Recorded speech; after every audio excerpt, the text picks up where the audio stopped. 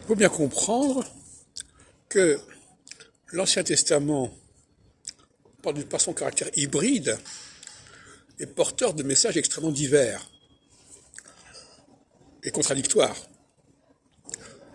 Quand on lit le livre de l'Exode, on a un certain discours des esclaves qui s'échappent, qui se libèrent, etc. Et en revanche, on nous parle de la conquête de la Palestine, la conquête de la terre promise, dans des termes souvent très, comment dirais-je, très envahisseurs. Je vous renvoie d'ailleurs à ce qu'on dit dans le Deutéronome de la problématique de la conquête. Donc, discours brouillé dans l'Ancien Testament, dès lors qu'on croit qu'il n'y a qu'un seul et même discours.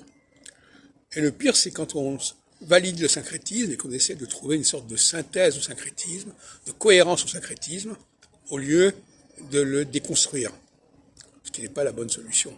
Il faut déconstruire le syncrétisme en période équinoxiale. Il faut savoir le découper et le rapporter à deux plans.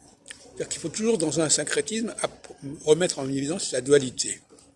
Dans presque comme toute une situation, il y a toujours une dualité à remettre en question, à mettre sur le tapis, et c'est le cas pour ici.